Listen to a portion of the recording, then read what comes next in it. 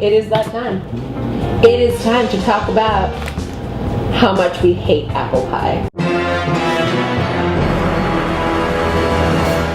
I know it's blasphemy.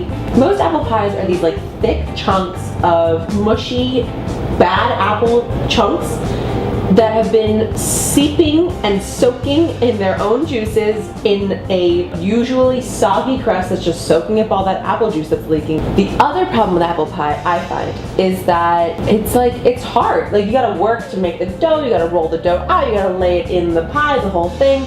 If you love pie, don't yell at me. The fact that I hate pie just means more pie for you. But I will say this, the idea of putting cooked apples basted in a beautiful caramel sauce scented with lemon and scented with cardamom and cinnamon and a little bit of nutmeg, giving me all those like warm fall spices, a little pinch of salt, a little pinch of pepper like you would in a Swedish ginger snap. Are you rapping?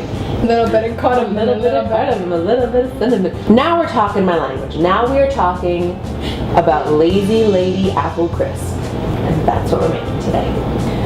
I went to Oaks Apple Orchard in Warwick, New York, and went apple picking with my family last weekend, and we brought home maybe 800 pounds of apples.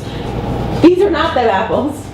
These are, but it was fun. They're just from Whole Foods, and they're organic Honey Crisp.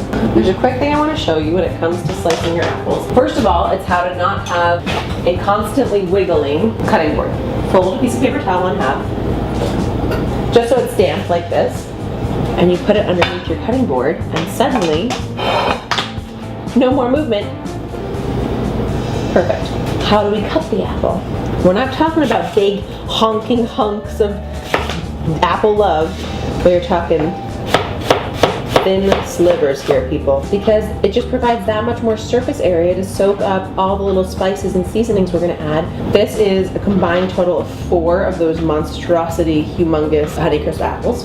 And then here's the trick, so they don't go brown, and so that we have that little bit of lemon essence coming through once they bake, is you're just going to squeeze and top them with a bit of lemon juice. And I'm using this colander to catch all the seeds.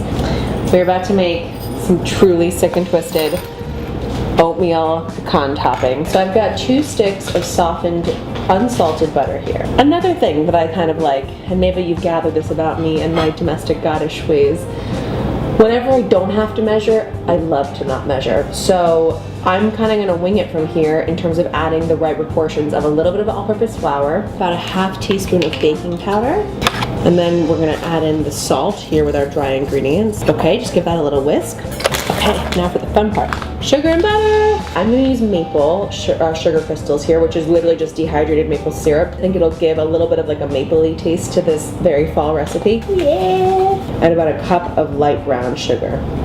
And then you just pinch. Some quick cooking oats. Again, a cup of this to start. We can always add more. About ½ a cup of our flour blend. Pecans. I'm going to add a splash of vanilla extract if I can open it. So this is still a little wet, so I'm going to add a little bit more of everything. By the way, this is the whole point of Domestic Goddess. The whole point is to make you feel empowered to be an intuitive cook. It's to let you make this mess that we're making here, knowing it's going to be incredibly delicious on the other side, and not needing it to be so precise or perfect. I mean, who cares if you have a little extra sugar in your streusel topping? I think we have to get back to feeling a little more freedom in our kitchen kingdoms.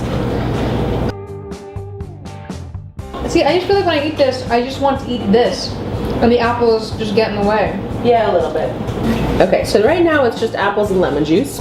I'm gonna do a little more salt. I know, weird, but I'm telling you, trust me on this, a little bit of pepper. I know, it's crazy. But if you love Swedish ginger snaps, you're gonna love this combo. Dried ginger, a little cinnamon, a little sprinkling of nutmeg.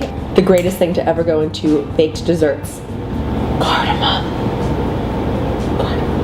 And I have a little bit of extra lemon juice on the bottom here, plus these are delicious apples that are gonna release some of their own juice. So I'm gonna add just a sprinkle of all-purpose flour. All right, this guy's going in at 350 for as long as it takes for the top to be golden brown and crisp, the bottom to be bubbling and sweaty, and for us to be ready to eat. This is so much better than apple pie. Okay, so we talked this apple crumble up a lot. And now it's the moment of truth. It's been about 45 minutes in the oven at 350. The fragrance is beyond. I wish I could bottle it and just smell like this all day because it's divine. Let's check it out. Now, in theory, we would let this bad boy rest about 5 to 10 minutes. But I'm not waiting for anybody, so let's go. I mean, let's be real.